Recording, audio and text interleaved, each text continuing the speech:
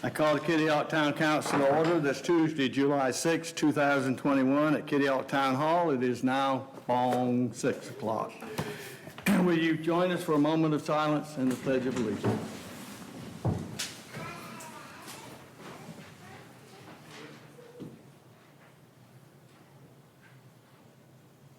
I pledge allegiance to the flag of the United States of America and to the republic for which it stands, one nation, under God, indivisible, with liberty and justice for all. Thank you. All right, do I hear a motion to approve the agenda? Motion to approve, Mr. Mayor. Craig and Lynn, second. Second. All right, all in favor? Aye. Opposed? There are none. We now have presentations, five different people for 5-year awards all at the same time. Come on down. Good evening, Mayor, Council. We're here tonight to recognize some of our folks with 5 years of service for the town of Kitty Hawk Fire Department. We have Fire Captain Chris Dixon. We have Master Firefighter Dave McCullough. And Fire Engineers Kyle Stopler and Joe Case. They've given us 5 years of great service, and we're looking forward to many more ahead. Thank you, guys. Job well done.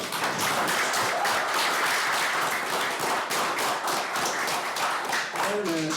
Don't go away yet. I got a question for you. I've lived in this community for a long, long time, and we've never had so many fires in a year. Did you bring bad luck with you? I've heard that before. No, I did not. That is not mine. No, I know. It's countywide, but I will ask this question. Is it due to carelessness? What's driving some of this stuff? I would say it's many variables, but when you start increasing the numbers, these are things that you're going to get. Numbers of structures and Numbers of people. numbers of everything. Everything starts going up, you're just going to get more opportunity for these things to happen. All right. Well, while you're standing there, we had long wanted to get work like fire hydrants painted and stuff, and you folks are doing that. And we didn't have to go out and try to find a volunteer to do it non-gratis and stuff. That was not very appropriate to start with. So we do appreciate the extras. We see them. We know what you're doing. We see the training going on. I saw you down at the theater today with the ladder truck. That's big business, and training never stops. Yes, sir. Thank you, gentlemen. Thank you, guys. Thank you very much. Congratulations.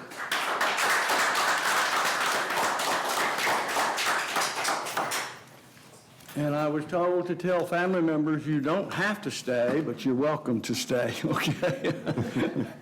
Andy, I just got a message the sound is not good. I don't know if it's the speakers or what. Someone on the phone. Oh, okay. Well, I'll let him work on that. Public comment. Lynn? Yes, sir. Lynette Fenton?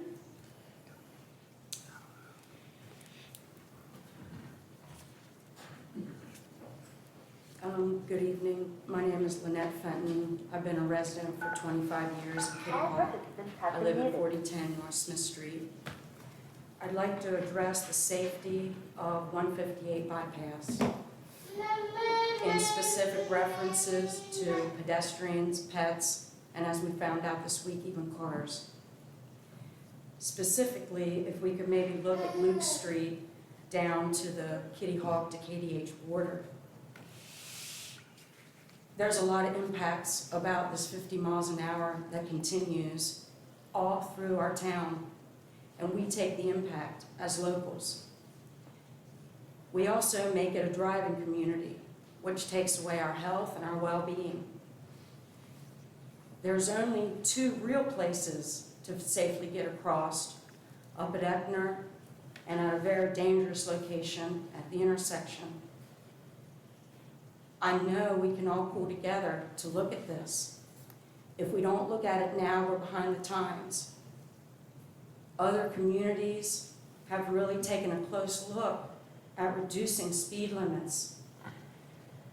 You know 50 is the minimum It only goes up from there by the time that they hit Eckner, which leads into more of our like commercial area of Kitty Hawk. We're losing something, we're missing something as a community. We're missing the chance for Kitty Hawk, I think, to be a place where we want to really dig in. We have a deep history here, and we're like fluttering it by having people zoom around and make our highway unsafe. The beach road has its place at 35, but I know we can look at 158. I know we all care about it. It has to be addressed. We saw something tragic this week that we don't want to happen. And if we could pull together, I know I've had a conversation with Andy. He did say the Department of, it is a state-owned road. Doing a little research, Department of Transportation in Rosemary Beach, Florida, and also in Monmouth County in New Jersey. DOT actually gives the police department money in the summertime to help have pedestrian cops, increase cop exposure. Maybe that partnered with a decrease of talking to DOT about a summertime speed limit versus a wintertime speed limit. With less fatalities, even if our speed limit was lowered, our traffic would flow. Thank you. You're welcome. Thank you. Thank you. Thank you. All right, Lynn? That's all that have signed up for public comment. All right. Anyone else want to speak? I think we have someone going back.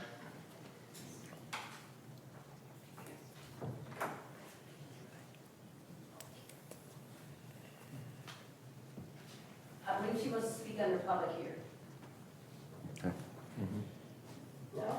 Yes. Oh, okay, I'm sorry. If- I was thinking I was in the wrong.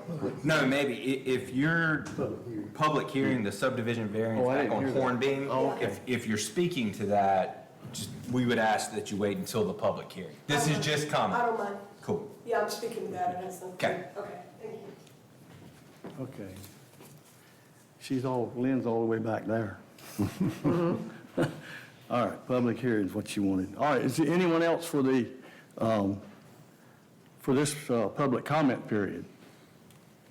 Anyone in the room? Anyone on the phone?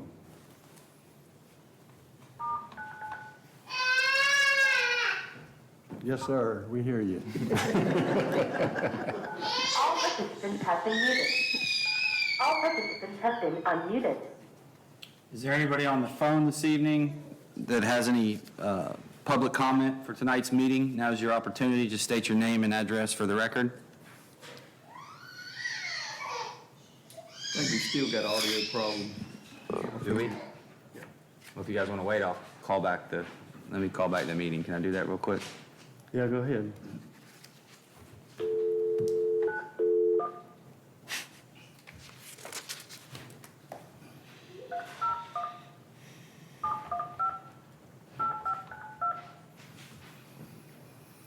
He's trying. Welcome to Zoom. Enter your meeting. Make sure. I like when you folks come to the town hall. I never had so much pressure for a phone call in my life here. Make sure I don't hit the wrong buttons. I don't like that. I got two You are the messages. They meeting said host. it's garbled. Please enter your host key followed by pound.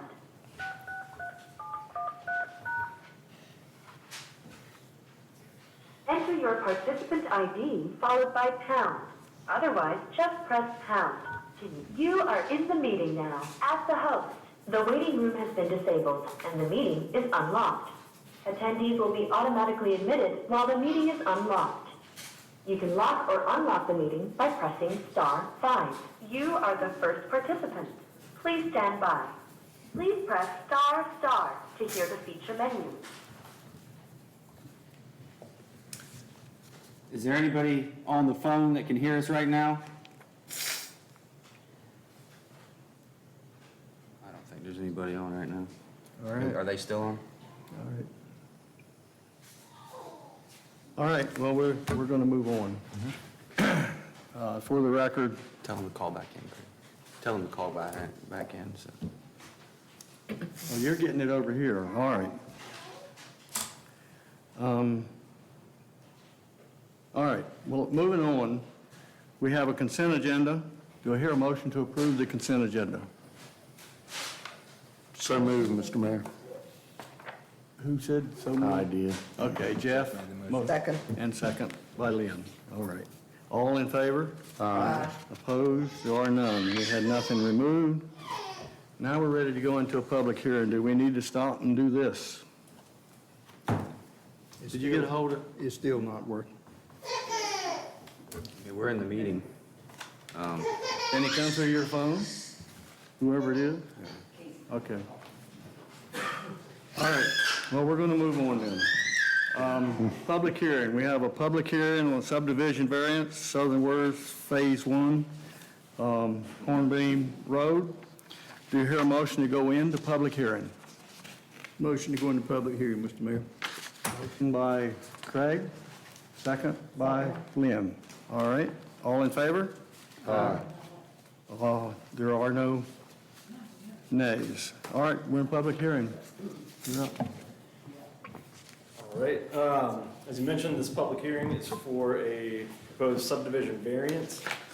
The Kitty Hawk subdivision ordinance in section 38-10 states that where, because of topographical or other conditions peculiar to the site, the strict adherence of the provisions of the regulations of this chapter would cause an unnecessary hardship, or it appears that the interests of the town would not be best served, the planning board may refer the matter to the town council, and town council may authorize a variance.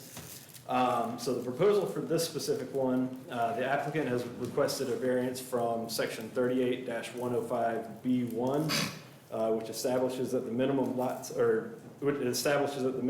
size of the zoning district be met. This lot is located in the Kitty Hawk Woods District. In that district, the minimum lot size is 80,000 square feet, not to include marsh or ponds or wetland areas. The proposed variance, or requested variance, would allow an existing kind of buffer lot to be considered as a new buildable lot, 38,554 square feet in size.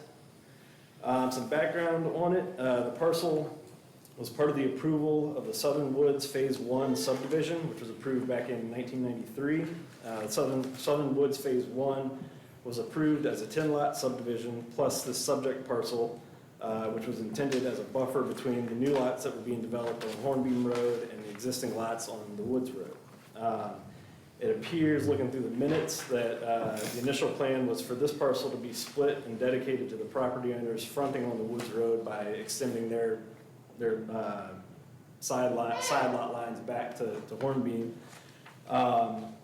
This was not done. The town subdivision ordinance discourages double frontage lots. I think that was the reasoning why that plan was abandoned. At that point, it was determined that the parcel would be turned over to the homeowners association at some point in time after a certain number of lots were sold. And according to the planning board member Jim Garrity, who was involved in the initial development of this subdivision, once control of the HOA was handed over to the property owners, the association was disbanded. So nothing ever happened with that property. There was no association for them to give it to. And because of that, up until October of last year, it remained in ownership of one of the developing partners who originally created the subdivision until the time when the applicants purchased it, hoping to develop a small single-family dwelling. As I mentioned, the subdivision variance can be granted if there's a hardship found, or if the council feels that it would be in the best interest of the town to grant it. There could be an argument to be attempted that the town would be better served by allowing the variance, that allowing the additional buildable lot could increase the tax base, although one would need to consider the impact to the property values of adjacent properties as well. Having spoken with one of the residents, it's apparent that many of them bought in with the understanding that that was a buffer between the lots that wasn't going to be built on. And again, alternatively, the variance would create a buildable lot that's just under half the minimum lot size of the Kitty Hawk Woods District, which is intended as kind of a conservation district for low-density residential development, and has the intent to preserve the land in a natural state to the extent possible and preserve natural features and functions of the area. At the May 27th planning board meeting, the board unanimously recommended denial of the proposed subdivision variance. I don't believe the applicants are here tonight. All right. I'm sorry, did you say they recommended denial? Yes. Thank you. All right, council, before I ask for any publics, do you have anything for Rob? Just one question, Rob. So this property was purchased from the original developer of this subdivision? Yes, one of the original partners for that development, Was that recently? October of Okay. last year. Okay, thank you, that's all. All right, we at least have one person that wanted to speak. Could you call for a brief recess, please? Technical difficulties. Okay, all right, I'm going to go in it while we're in hearing. Yep. I don't need to go out of hearing first. No, not for a recess. So All right, we're going to go into a 5-minute recess. I'm sorry, folks, there's something wrong with our media stuff. All right, we're in recess. Can the people? All right, I'm calling the meeting back to order. We are still in public hearing, and we're ready for anyone that wants to speak. You're up. Hi, my name's Judith Fisher. I've lived on Woods Road for 27 years and change. I bought the lot way back when, and when I bought the lot because I wanted to live on Woods Road. My sister and brother-in-law live right down the street. He built the house for me. I moved there because I wanted to be in the woods. Bike path was nice, all that. And as I said at the planning board meeting, I didn't, when the man next door bought the house from another lady who lived there a long time. He bought the house from her, he redid the house, it was beautiful. Cut down a lot of the trees, I explained that last time, between my yard and his yard. That didn't make me all happy, but it was okay because the place looked nice. When he did his Airbnb, that looked nice. It was on the other side, I didn't have to look at it, it was pretty. And here lately I explained there's all kinds of stuff in his yard now. Trailer for his business, a Airstream trailer, another trailer. So now when I walk out of my back deck and look left, that's all I see. So when I heard he was going to had bought this piece of property and try to build behind me, I thought, if you look up at that, the only place he can do anything, I would think, if it did get passed, would be right in front of me on my property to the left a little bit. It's the fattest part. My neighbor on the other side, Jerome, isn't for this either. We always were told it was a buffer, nobody could ever build on it, it wasn't enough land. Clearly it sounds like it isn't, but he's trying to get a variance, and I just don't think that's fair to the people that have lived there for all that time. He's lived there, I don't know, maybe 5 to 7 years. And my position hasn't changed. I don't want him to do it because I feel like he's going to have to clear all my woods to build it. And I just feel like I moved there for a reason. I don't want strangers staying behind me in an Airbnb, and I don't want to have to look at an Airbnb. That's basically it. I don't want him to get the variance because no matter what he says, oh, it'll be a flat top, it'll be nice, it's still going to be, I can already see the house across the street on Hornbeam, but that is what it is. And it's farther away. So in the summer you don't see it. But I just don't feel like it's fair to the people that already have owned there that he's going to do this years later. And Jim Carrady even said that they had given that little parcel, they told the homeowners association, well, call each of these homeowners that bought these lots and say, hey, if you do a, sorry, I lose my thought. If you do a, what's the word? I can't think of it. I'm sorry, I'm losing my train of thought. But if we I can't think of an assessment of the property, then they would sign over that part of the property, like he was mentioning. All right. I think we all get the gist of it. Okay. I do have a question for you. Sure. When you bought, or at any time since you've been there, did you know there was an association, a homeowners association to tend to that piece of land? All I knew about behind my property that I've told people for years, when they said, hey, can anybody go behind you? I was like, no, I was told it was a buffer zone when I bought it.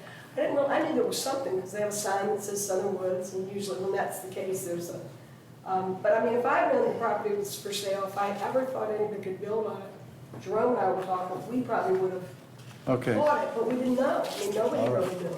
Okay, thank you. Yeah. Anyone else? Anybody have any? So, yeah, so you were never asked to be a part of a homeowners association at any time since you've lived there or known of anybody trying to form a homeowners association? Okay, And thank to you. be honest, when I saw Southern Woods, it's kind Right. of past me, I'm in the middle, and it's kind of, I thought Southern Woods was back there on that side. So you were never given the opportunity as a group to purchase this property? No. Okay, thank you. That actually leads to a question, please. So is it you and your neighbors and everybody around you, were you always under the assumption that nothing would ever, I know you were, but are your adjoining neighbors also under the assumption that nothing was ever going to be able to be done there? Jerome was, and I'm Lang, I guess she probably thought that too, but she doesn't own it anymore. Abraham owns it. Right. And the guy farther down, I don't really know him, that house has changed hands a lot, but it doesn't really affect the guy farther. It really affects me, myself and Jerome the most. Okay. Me more because it's more land behind me. Right. But being that it's only half the size, I don't know how it can really be approved if Right. it's literally half the size of what it needs to be built. Right. But that's just. Thank you. Okay, thank you. Anything else? Anyone else? All right, thank you so much. Thank you. Okay.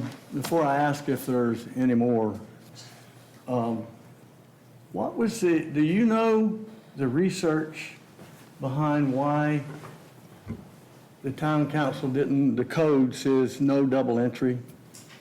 I have not come across why they, and Casey and I talked about this too, our ordinance discourages it, it doesn't prohibit it, so we really can't stop it from happening, having double frontage lots, it's just But is there a purpose for that? nothing that I've come across in. Anything you can think of, Casey? No, It's just the mindset at the time to. had to have been, and then just not something that pops up very often, I guess. No, I wouldn't think so, but I can't imagine what it was. All right. I was just wondering if you knew the history. All right. Does anyone else here want to speak to the subject? Please, let Lynn know who you are, if you haven't already. Hi, I'm Luann Heller, Aleo, and Luann Heller from 5101 Hornbeam Lane. Sorry Aleo couldn't be here, he sends his regrets. Many of you are familiar to us. But we purchased the property in 1993 from Oyster Bay, Mr. Garrity at the time. And first of all, I'd like to say the Skybos are awesome people. I like them. Their Airbnb in front of me has not been an issue. It's quiet. They did a good job of, making it quaint and cute.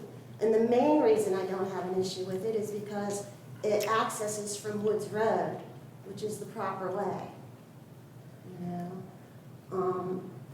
When we purchased this property, one of the main, there's many because it's a great piece of property, but one of the main things that we liked about it was it was a private road.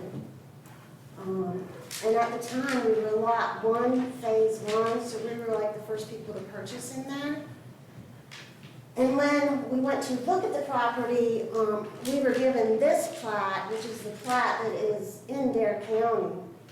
And it says, of course, right on it, that the property is to be dedicated to the Southern Woods Homeowners Association. At the time, we were told that we could make a homeowners associations if we so decide. And they even drew up some covenants for that, from which they applied to subdivide this property. And I have a promissory note that it would be sold to us after it was approved by the county, the town. I'm not real sure how that works. So my, I guess, thought is, and question is why is this now being sold? I went back and looked at had I known that there was a tax, I had no idea that there's a tax assessment on this piece of property. But it turns out, I went and looked at the tax, and apparently somebody else didn't know either, because it was paid all at one time. You can only go back 10 years. But they paid it in October. Whatever happened in October, I guess, is the sale of the property. But it looks to me like 20 years was paid in October. So I'm thinking, after the fact, after 25 years of being there, why now is this property being sold? Just because we didn't officially open a homeowners association, to me, this property has been a part of the people in front and the people in back.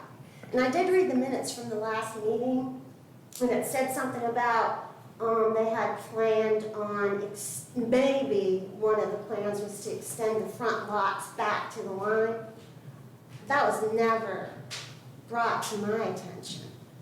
And as far as starting a homeowners association, I mean, I've always known that we could do that, but, many of us are in business ourselves, and, that's the main reason we didn't build in Collington Harbor was because of covenants, But I've always assumed that not only this piece of property, which keeps that road private and not accessible. Okay. Yes. Sorry. Thank I'm you. going. I know. We know where you're coming from. We understand the situation. I just question the legality of it. I mean, what got missed when it was applied for? How did that get missed if this wasn't part or the That's a tax legal. assessment in our lots? I'm going to let the attorney try to answer your question. That's not something council would. Sure. So, town of Kitty Hawk would never, ever be involved in the approval of a sale of a piece of Of property. a subdivision? Because they The originally. subdivision is a totally different animal, and that's what's been described, is when this property was presented to the town. As a matter of fact, if you look in the minutes there, it Way shows you back. the town council minutes, from when this subdivision was approved, that was intended to be a buffer, is what the developer was putting forward, right? So- Developer. Your So developer. me otherwise. No problem, no, but that's got nothing to do with the developer later selling that sliver of land. That's an issue between you and the developer. That's not something Kitty Hawk would have come in and said, developer, you've not turned this, you've not deeded this to a homeowners association, or you've not deeded this to other lot owners in that subdivision. It's not something that Kitty Hawk then gets to say, you don't get a right to sell a piece of property you still own. And that's what the developer did in this case. He still owned Even if it was a promissory to the homeowners association. That's where it goes back to into that. the subdivision? But that's not a Kitty Hawk issue. That's nothing Kitty Hawk would have ever Sure. approved, Yeah, I'm just trying to figure out. or ever have to approve. Right, so where did he submit the set of covenants per se to say this was a subdivision, to get it approved? Like the actual plat. The actual, like, does he not like send you covenants and says this is the subdivision, this is, Right, and that would have all occurred, but that still has nothing to do with his ability to sell that piece of property later. well, I would firmly disagree with that. I would Of invite you to go all to a due lawyer respect. and ask, I would. All due respect. And that's without even thinking about the building on that property. Our road's very small, you can fit one car, you gotta pull way over. Okay, yeah. So, I do need to cut you off on that. sure. I know you're not happy. We understand And like I that. said, I'm not happy with the Skyboats, they're just obviously doing what's good for them, and I sure don't blame them. But I do feel like there's a discrepancy somewhere. Well, obviously there was, but it's not something we're dealing with here That you can tonight. handle here. I Correct. understand completely. All right. All right, thank you for your time. Thank you. Thank you. All right. Jennifer Hill. All right.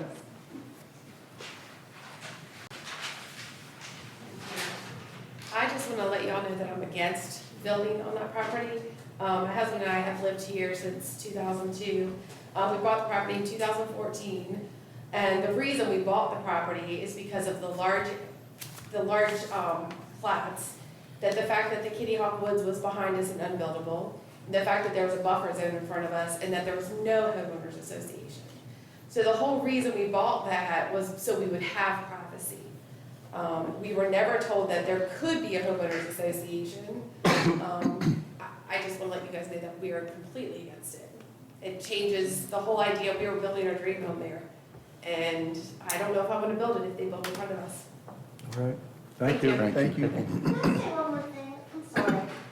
I too question like equipment going all up and down the road. Not that I want people to be able to do what they want with their property, but as far as driveways on Hornbeam Lane, I'm just not.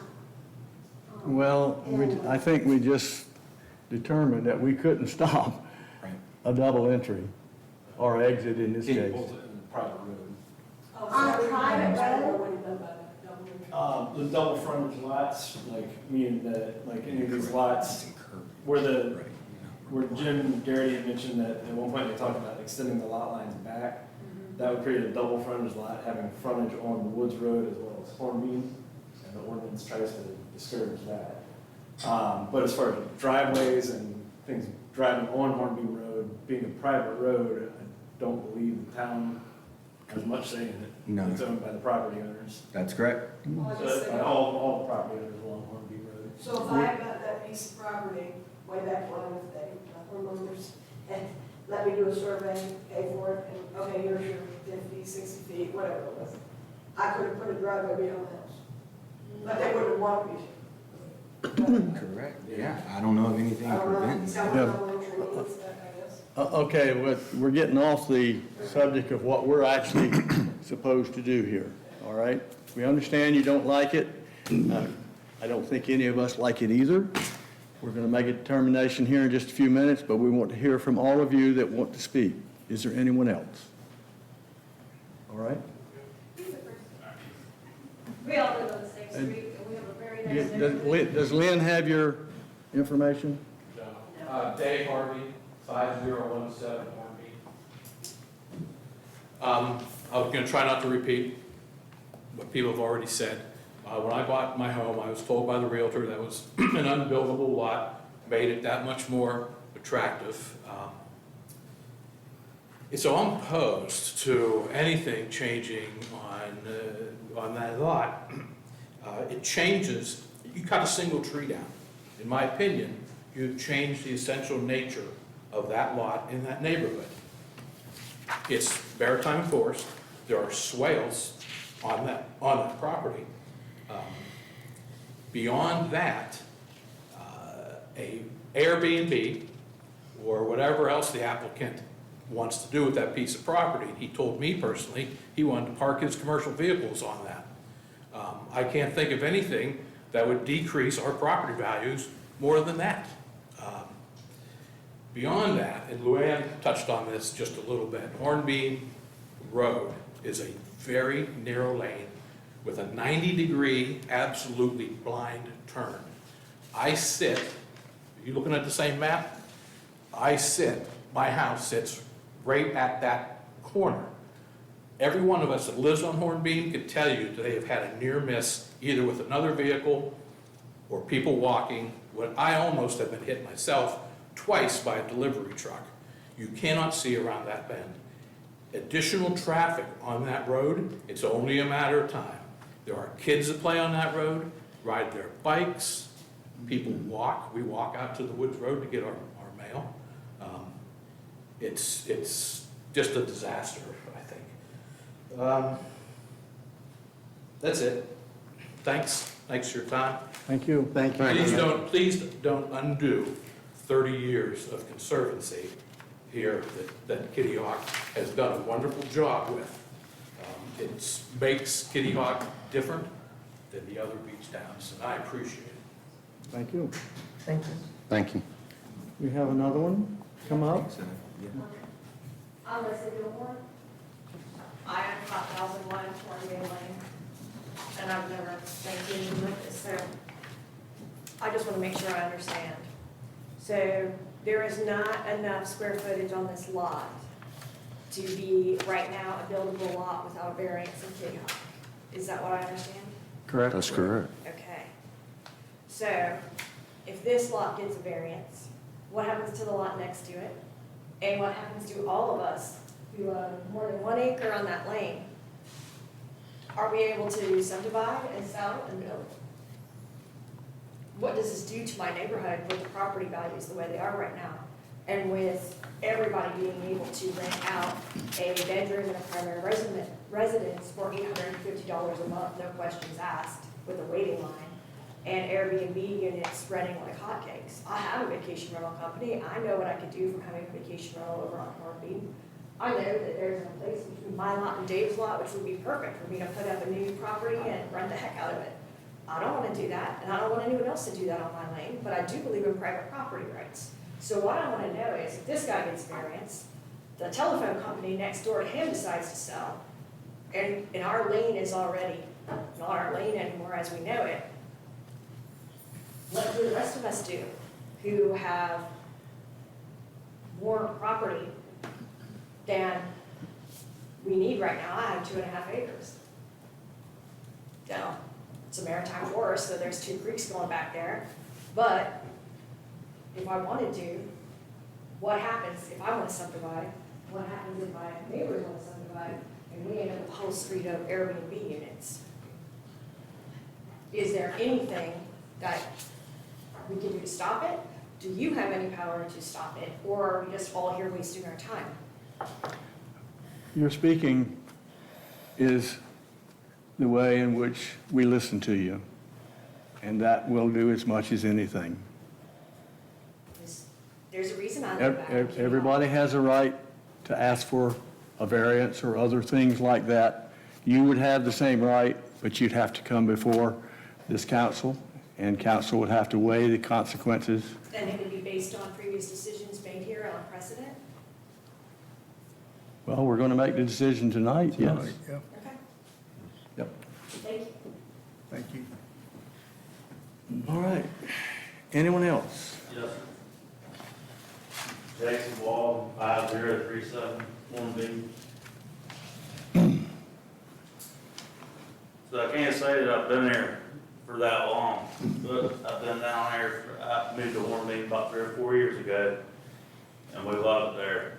Perfect place to raise your kids, it's beautiful, it's quiet, and there ain't a lot of traffic on the road, you know. As everybody mentioned, there's been a lot of additional traffic because they cut the driveway through. I know everybody said that, just reiterating. But this driveway that he's cut through, it comes right out in front of my house, okay? And I understand we've all got businesses. All of us that live on that street own our own business pretty much. And it's great because we're all on the same page. But I don't think it's right for him to be able to shoot out a driveway straight in front of my house, when that's the main place that my kids play. I got 4 kids, and as you mentioned, we got that blind turn. I mean, we can do something about that, but the fact that somebody cuts a driveway out right in front of my house where my kids are playing, I don't think that's right. And he come to me and asked me and told me his intention was to do an Airbnb. Well, the other thing, he's already got one Airbnb there, which I get it. As said before, you know, everybody's trying to do what's right for them. Fair enough. Lights are on all night. It's a disturbance.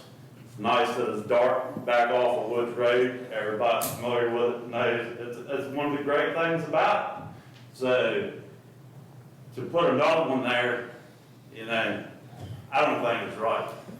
And obviously I'm upset because he come to me and asked me directly, okay? And then I have to spend time doing this. So I don't think it's right. And obviously everybody's on the same page as far as everybody that lives there. And I'm sure we'd all be willing to start a homeowners association and buy the guy out at a fair price just to resolve it. And that way we can all move past this. And maybe he's not at a loss for buying the property. So That's all I got, sorry. Thank you. Fine. No, Thank you. nothing nothing to be Mr. Wolf. sorry about. That's what we need to hear. Anyone else? Is the applicant here? No. No. All right. Casey, the private road, if I understand it correctly, there are limits on what even the police can do on that road. Is that correct? That's correct, Mayor. Do you know what the limits are? I don't. I know that you have to provide reasonable access, of course, for emergency services, but beyond that, for example, putting up a gate, things of that nature, not allowed without approval. You know, one of those, whatever. I mean, whether it's an electric gate or not. But beyond that, yeah, I mean, there are absolute limitations, access being the key. And that's about it, though. I mean, it's. But it's a private road. And But that's the thing. town itself doesn't have a lot of control over it. That's exactly right. I live on one myself, so that's exactly right. Yeah, yours in particular. Yeah, that's a phone. We've been there, done that. All right. Is there anyone else that wishes to speak? I have a question for you, Rob. We know there's an ADU that's, now we know for sure that it's being rented. All right, has a right to do that. We passed an ordinance allowing ADUs. But there are also 2 travel trailers in addition to the ADUs. Do we know if they are being rented or being set up to rent? Not to our knowledge, we've heard suspicion, and our code enforcement officer has been checking every now and then. We don't have anything in the ordinance that prevents you from having any number of travel trailers on your lot, just that they can't be occupied, and at this point, we haven't seen any evidence that they are. It's something that we'll keep an eye out for. Okay, but the key is you can have them, but you cannot occupy them, let alone rent them. Right. And I'm pretty sure council is all in agreement. We want you to keep a tab on that. Please. All right? Okay. Council, got anything else before we go back in regular session? All right, do I hear a motion to go back in regular session? So moved. All right, Jeff moves, Lynn seconds, all in favor? Okay, there's nobody opposed.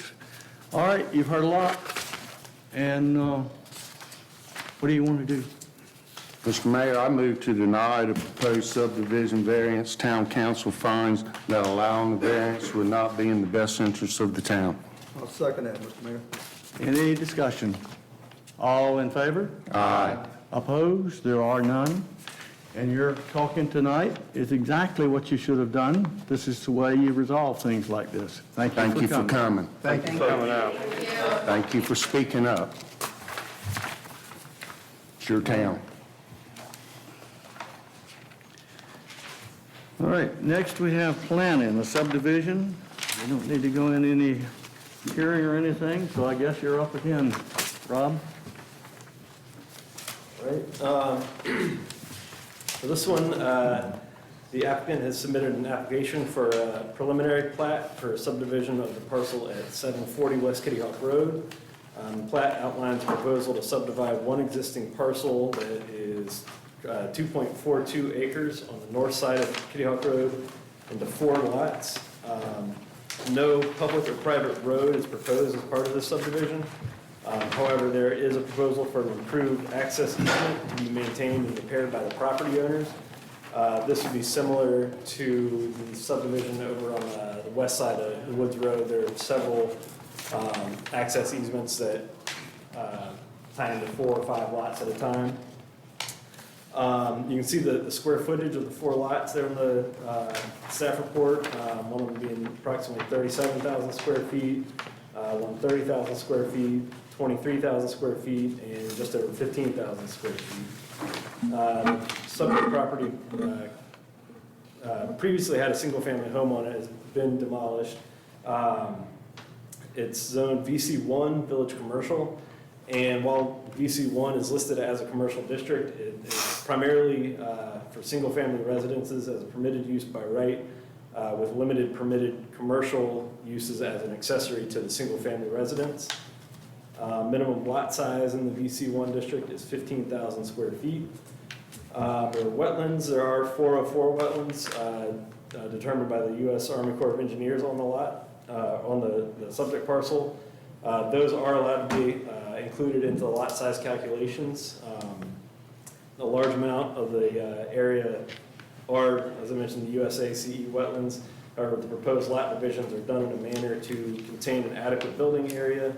The applicant has provided a letter attached to the staff report from Atlantic Environmental Consultants confirming that the wetlands line indicated on the plat are currently valid.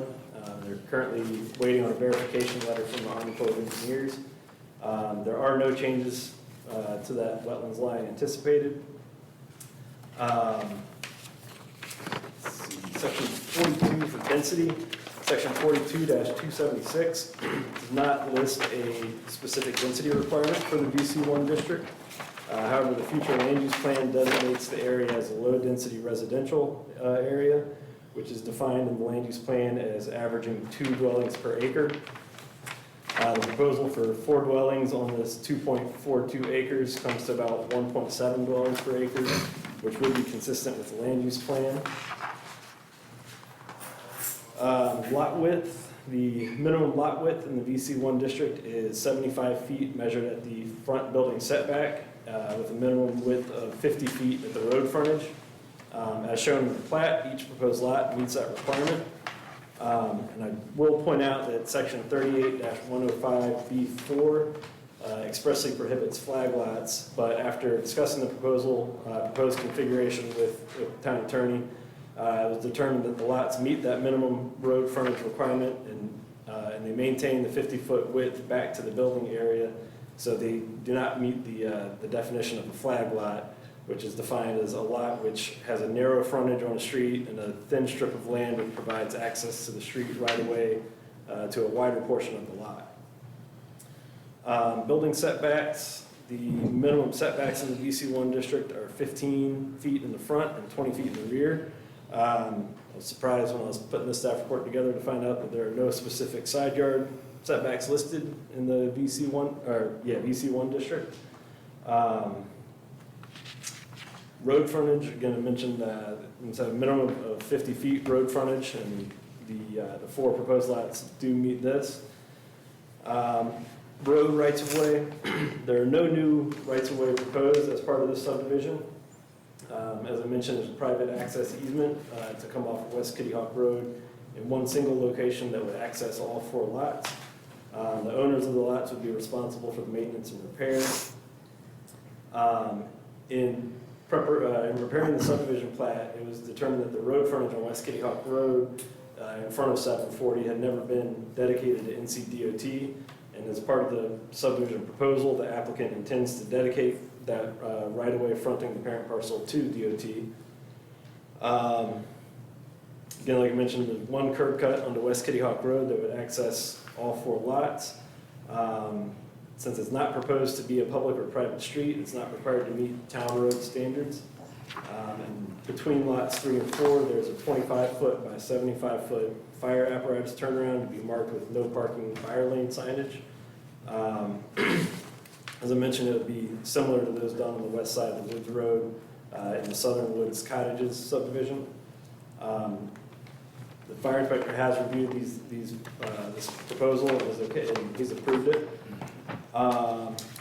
The applicant has proposed to install 1 new fire hydrant along West Kitty Hawk Road near the entrance to the access easement.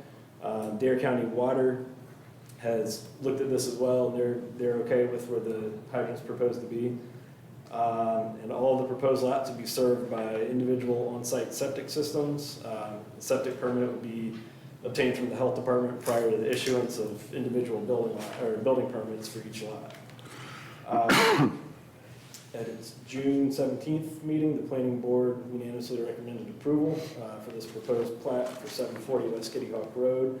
And I'll note in the recommended motion, if you decide to, if you approve it, I also spoke with Casey on the process for this one, since there are no public or private streets going in, that we could do this one as we've done some of the other smaller subdivisions, as approving both the preliminary and final plat at the same, tonight's meeting, rather than making them come back a separate time for a final plat approval.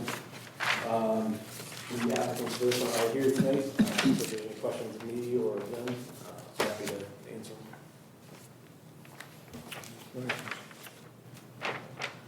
them. Has a nationwide permit been applied for yet from the Army Corps? I'll have to let the applicant. Carlos is here. Hi, Come up, Carlos.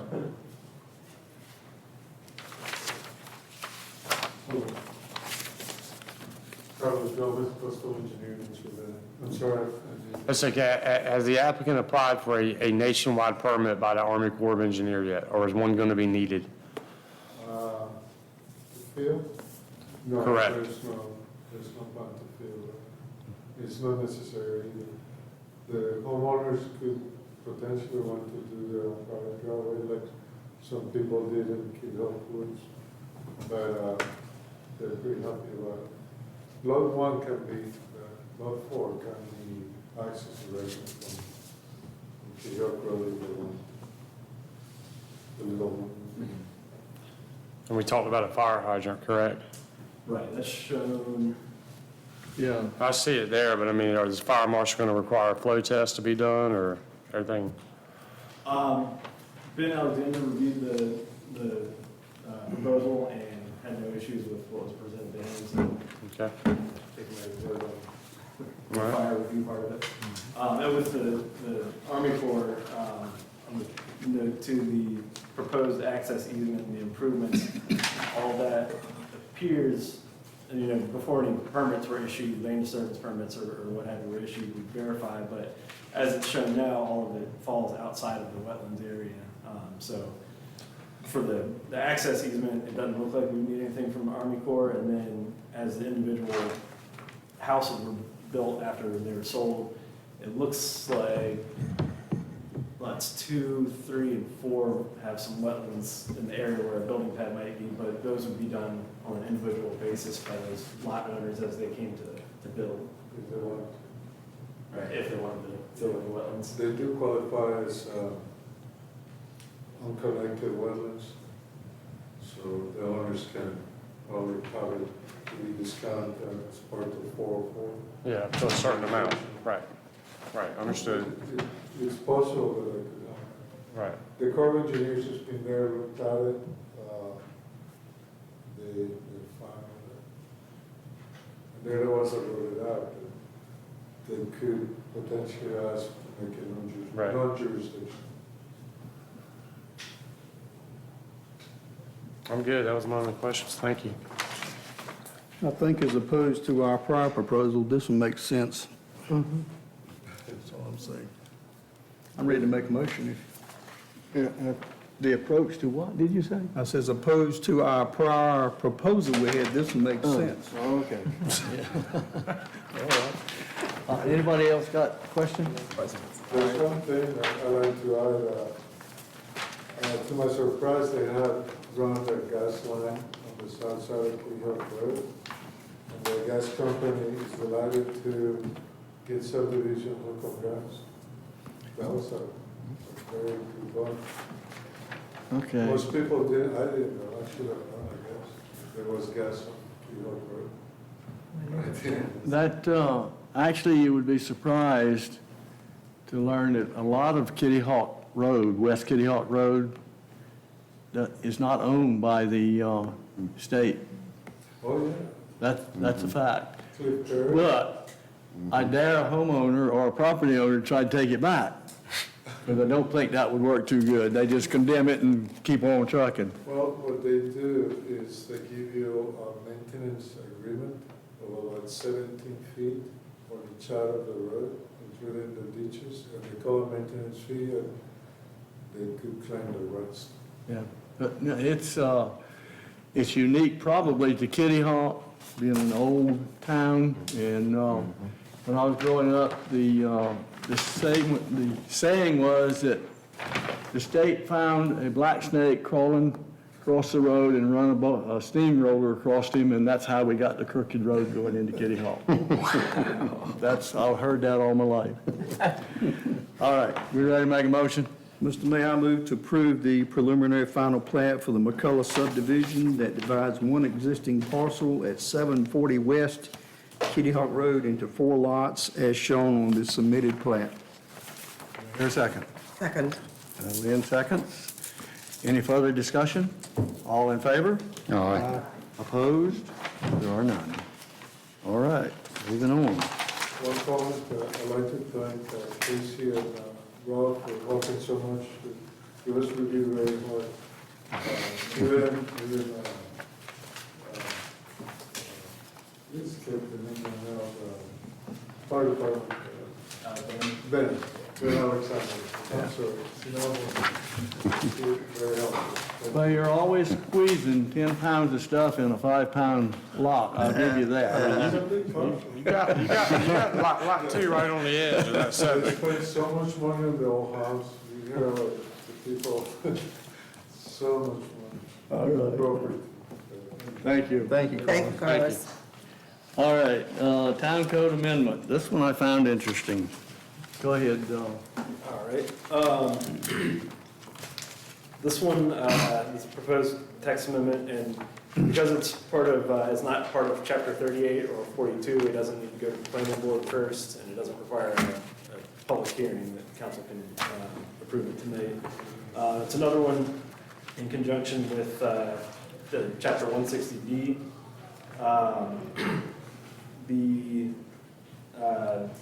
Sorry, I lost my place here. So the proposed text amendment is another in conjunction with making our town code as well as zoning ordinance consistent with NCGS 160D. 160D-1119 through 1125.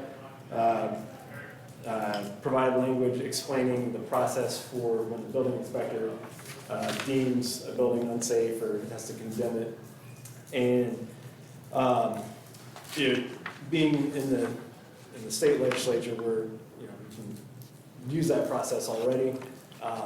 After coming across this, I spoke with Casey on it and was thinking back to our deal over on Bonanza property last year, just thinking that if we just put some reference right in our town code, going right to the state code on it, for any future inspectors or anybody that has to do it with another building, there might not be quite so much guesswork as what we might or might not be authorized to do without having any kind of minimum housing ordinance that, you see, the only proposed language I added in is state that the buildings deemed unsafe shall be subject to those corrective procedures and processes described in 160D 1119 through 1125. And you can see on the additional pages, it kind of just goes through the process from deeming it condemned or unsafe to all the way through with enforcement and getting the problem, the issues taken care of. So I thought it was a fairly simple one, just to try to, I guess, make it easier on people in the future that might have to condemn the building. Casey. Am I reading this right? And the Bonanza, this would have been helpful. But I also read it this way. If we, the town, see a position like the Bonanza or another, we also now have an obligation to do something about it, do we not?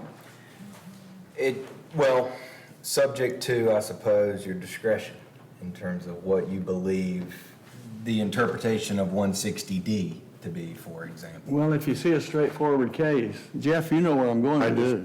You know where I'm going with this. We've got another one just like that.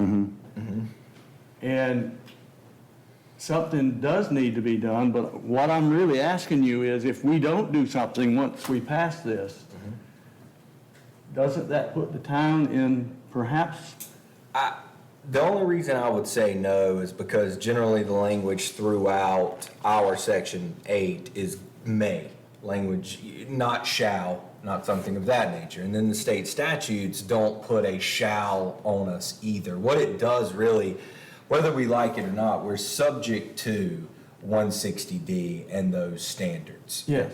I mean, no matter what. And in Bonanza, when that became necessary, I think that's where the may, it becomes very important in the statutory creation of what we're talking about, as opposed to the mandatory shall language. It doesn't say we shall do something, it says we may.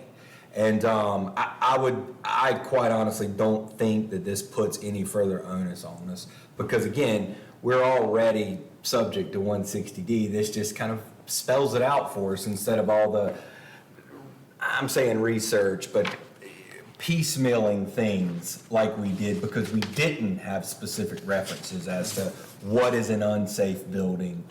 We know we're subject to the state building code. That's what we relied on with Bonanza. But this essentially incorporates the state building code explicitly so that through 160D.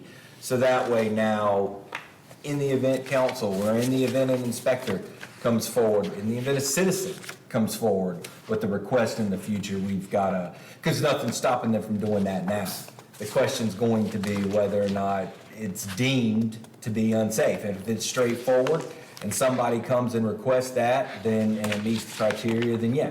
I mean, you may be, I'm saying stuck, but you may be tasked with making that decision. But I don't think you, as a council, has any obligation now to go henpeck the particular properties that you find to be condemnable, if you will. No more than not having this amendment. Other than, we know it to be an unsafe condition, and if a child or something gets in there, then somebody's looking to blame somebody. Now, on that particular point, right, if it gets to that, there's always a level, I think, of liability attached to that. Okay. Yeah, so.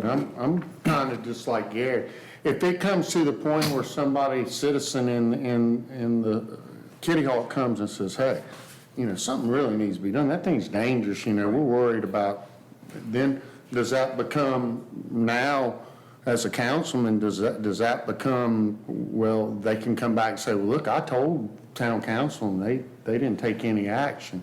Would we be, that's what I'm wondering, because I'm sure that I'm not the only one that's heard complaints about, if we're talking about the same piece of property, which I'm sure we are. Because of this amendment, no. Okay. But in general, I suppose there's always this layer of liability that exists if we as public officials, if you're made known, if something comes forward, then action should be at least considered. I think, Casey, correct me if I'm wrong, but since, we're operating under 160D for developmental things, whether or not we put this line in our town council or in our town code, we're still bound by this. That was kind of my point, right? Whether we like it or not, 160D, every provision you're incorporating would still apply to us. So I'll say it that way, I don't think that this amendment adds any particular onus to us. Now, All right. circumstantially, however, that's, I think, a call for council to make or whoever's presented with an issue. If we know about a property that's unsafe, isn't it planning, or I guess David Lewis or Ben's job to go tag that house anyway? Go inspect it. Look into it. If they Look into deem it. to be unsafe or. So that, I guess where I'm going with that is, that shows that the town was already, Well, no, we had the Bonanza, and that became an issue that the building inspector was having a problem with, Casey was having a problem with, and in fact, the reason it got resolved, there were two reasons. One, the adjacent property owners couldn't even get house insurance because it was that kind of a condition. And then the second thing was, once we started getting into it and got a hold of the property owner, the son of the mother who had, emotional attachments to it, agreed that it needed to come down. So he actually called me and thanked me that we were interested in doing that. This situation is a little different because the homeowner that I know of died, and I don't have any clue what's going on next, but we'll take care of that. We're talking about the same thing. I'm going to do something here in just a minute. Okay. Are there any other questions on this? All right. Then I'm going to move to adopt the proposed text amendment to Section 8, TAC 5, adopting by reference the processes and procedures related to unsafe buildings as described in NCGS Chapter 160D. Town Council has found this proposal to be consistent with the town's adopted land use plan. Does it have a second? Second. All right, Gary seconds. Any further discussion? All in favor? Aye. Opposed? There are none. Now, what I want to do, with council's permission, is direct the town manager to go have the code enforcement officer and building inspector look at that building across from the old Kitty Hawk School, the hostel. We know it's been flooded at least twice. The owner has died. I don't know who the relatives are of, but it's in a really bad shape. It's not getting any better, and it's dangerous. We now have the authority to do something about it. About 10 kids had a lemonade stand right out there at the corner of Kitty Hawk, right there at the end of the road, just 100 yards from the building, and they were running all in the woods and stuff. So But it's an attraction. it is. For something like that. Well, Mayor, and I will certainly, to follow up on your comments prior to your vote there, this absolutely gives you guys something more sturdy, though. I mean, in terms of making these type decisions. Good. Having that incorporated, having the language very clear, it's transparent, so nobody from the public can say otherwise. Good. All right. And you got your instructions? Yes, sir. All right, good.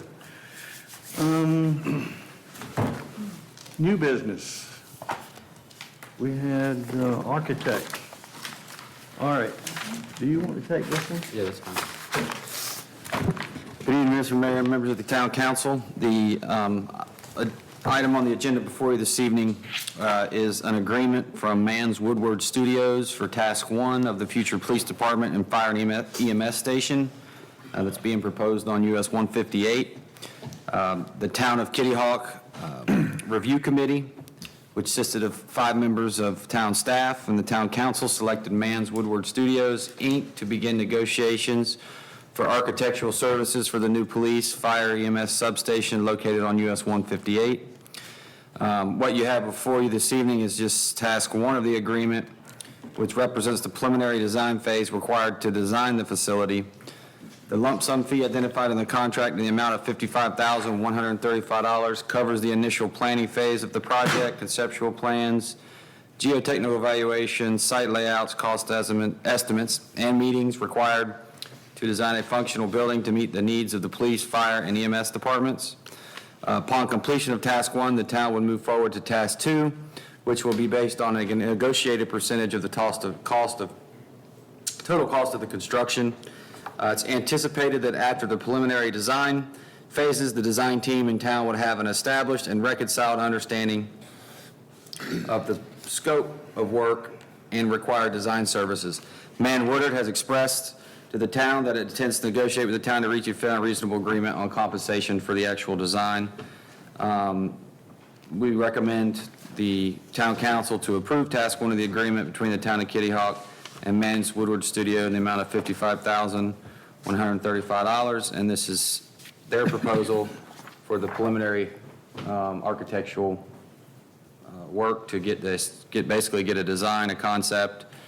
We did have them include, I know the mayor was concerned about not spelling out having a public meeting, which was going to be important because we do have some residents that I'm sure that live in that area and the general public that will want to probably participate on that. So they included that on page 6 to 12, Mr. Mayor, number 4 to F, presentation and attendances.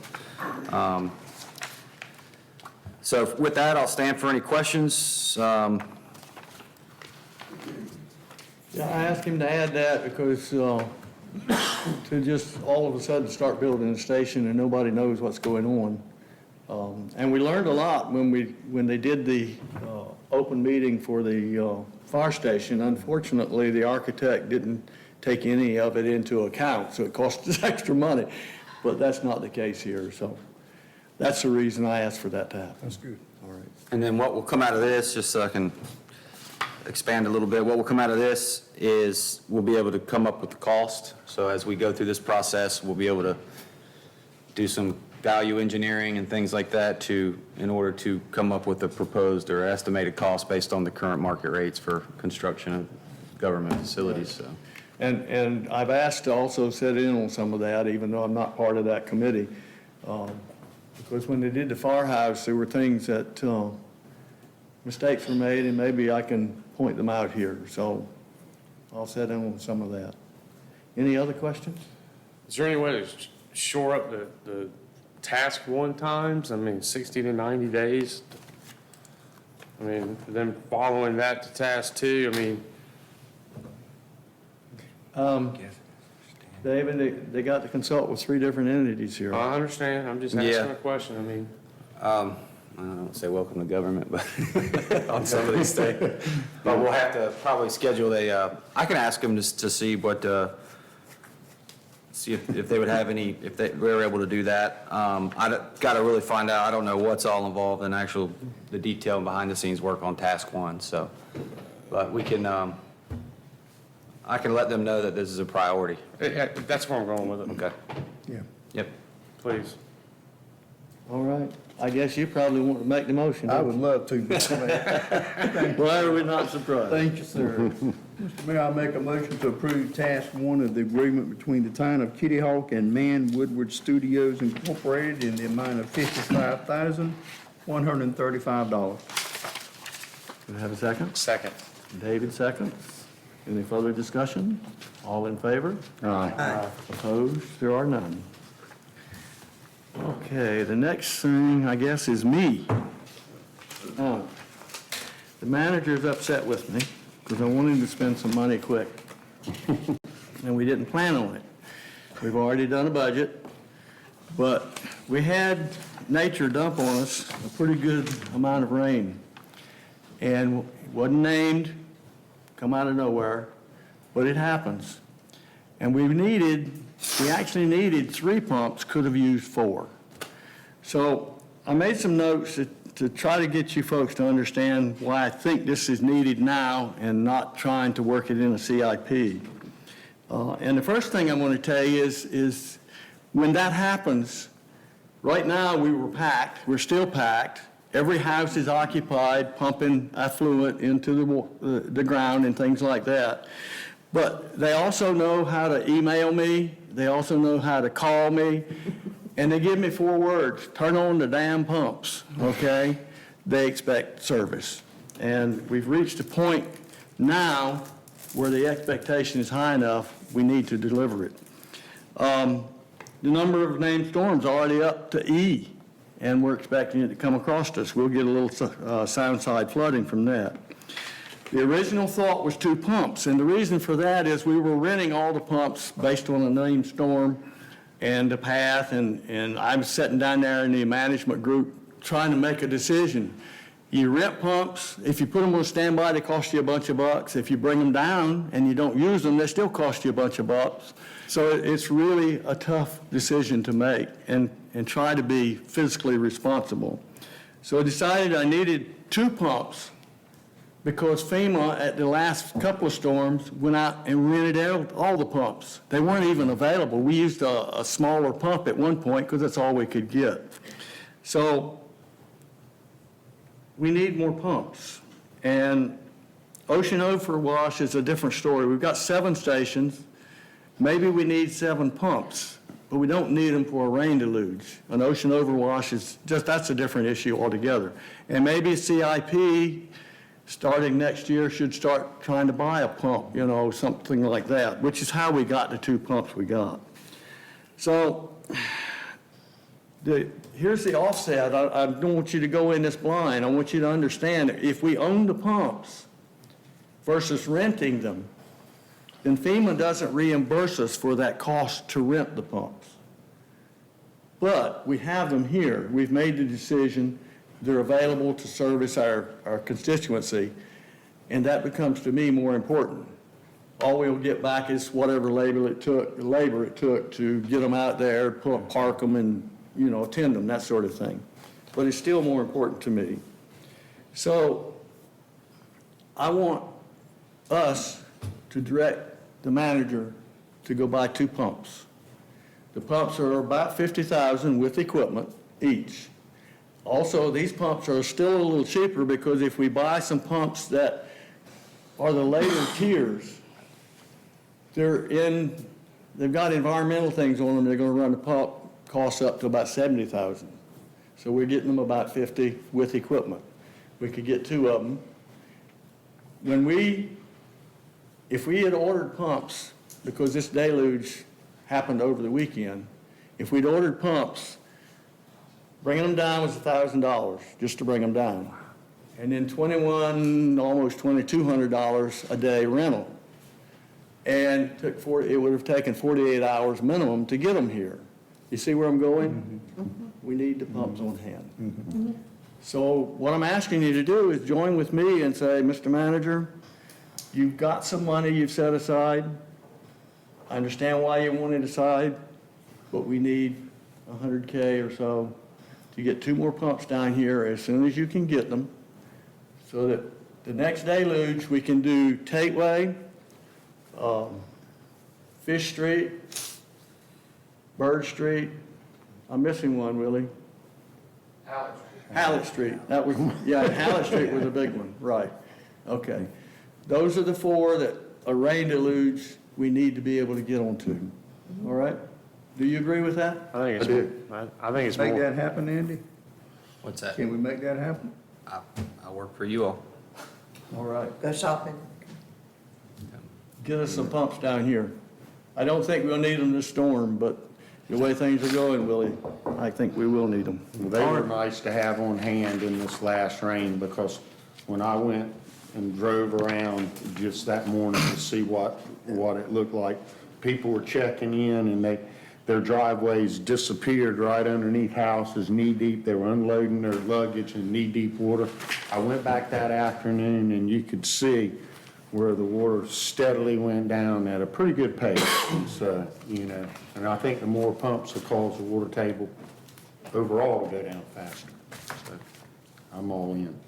Okay. Could I just make a quick comment just to make sure? So Willie, from a level of service outlook on 4 more pumps, what would it do as far as providing quicker pumping in that area? Is that like as far as your manpower, setup time, things like that? How much time would it save us in your opinion? Because I'm not there when you pump over the weekends or the last storm event. Having them and being able to pump if the ocean's down and we can, if it's not from a storm but just rain, it's at least half the time before we can even start. Okay. And sometimes even faster. This past time went actually really fast because we got approval quickly and we were pumping within a few hours. How long does it take to pump out? Just pump out one section? Depends on which section. Tateway takes longer because we're pumping a lot more. And Starfish takes a long time because we're pumping a lot. 6 hours we had Howard Street pumped down, almost dry. Now, you said Bird Street, you said Bird Street. We didn't pump Bird Street this time. So there's some of them that don't We won't, hold. You're unless saying we there's some we have, need to look at to try to make improvements on, or not? well, Bird Street, there's not a whole lot else gonna happen in that one. That's always gonna be a trouble spot, just because the level of the land in that area. I mean, it's wet anyway. This time we didn't because it didn't affect as many houses, so if we'd have pumped there, that would have been the last spot we went to because we just prioritized by the number of properties that were involved. So that's why we went the order we did. I think it will definitely reduce the level of phone calls we receive, because if we have all 4 pumps going, they see the pumps. So really, so what you're doing is you go to probably the place that has the most with the first 2 pumps, and then you pump there, and then you unhook everything and move? That affects the most properties.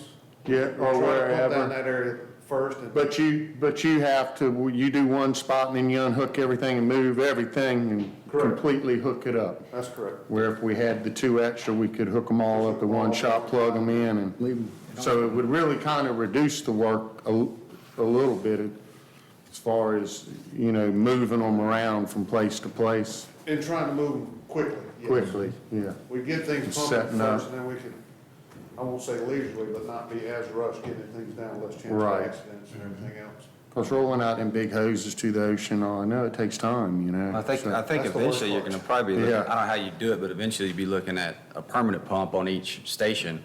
So you flip a switch and. I don't know how you do that, not because they're right there at the road and the road is right there at the berm, and I don't know how you do that. But I think right now, if we get 2 more pumps, we'll have the 4 major spots that give us a problem. We can service the constituents the way we should be able to do it. We don't have the decision whether to rent pumps hanging over somebody, not knowing what a storm's going to do, or even if a storm's coming, in this case, we need them. No, And in the future council should start looking at buying a pump, you know, one at a time or something, however you work it out. Okay. That's a lot of pressure on you, when you had to make up your mind. I mean, I know you've rented pumps and then the storm not come and you. I missed it once. And I know, that's a lot of pressure, you know, you're going, gosh, you know, where this, you wouldn't put the load on the mayor to make that call, so I'm all for it. So Okay. Let's get some pumps. Town manager, do you have any comments? July 15th at 11 a.m. at the Kitty Hawk Park, we're going to have our opening of the trail connector trail that opens up about 1.8 miles of trail in the woods. I heard, you know, it's not open yet. They're still finishing up some small things out there. But July 15th, the public's welcome to come out for that. We're going to have some hot dogs, some chips, and some drinks, and that was all 100% funded with grant funds, and a lot of people on the council had a lot to do with making that happen. So we're excited about that, and that's all I have this evening. All right. Town attorney? Good, Mayor. I've talked enough. Good to go. Yeah, actually, more than you normally do. You guys All right. Town council, Jeff, let's start with you. No, I'm good tonight, Mr. Mayor. Okay. David? I'm equally well, thank you. Ben? Waiting for the summer to get over. But last year, they didn't leave, so it's not going to make any difference. There you go. Craig? Thanks to staff and thanks to all the speakers that came forward earlier too. I know some of it was, or all of it was heartfelt, and that's what we need to hear. Thank you for coming forward and keep doing that. I was going to speak to the young lady that spoke first about Speed limit. the speed limit and stuff. That's controlled by the state. And I know Nags Head down there, they wanted 45 from one end of it to the other, and they didn't get it. And they had a place that was a lot less congested than what we're dealing with. But the request was made. So Andy let state know that there are some people speaking to it and concerned about it. And I don't know where you'd put another crosswalk with signal. You've got Kitty Hawk Road, 7-Eleven, you got Eckerd.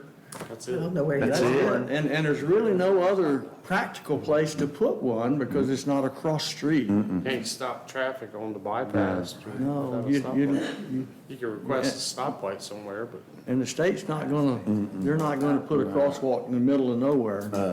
They're just not gonna do that. All right, so we all understand the situation. All right. I get the motion to adjourn. All in favor? All right. Lynn seconded it.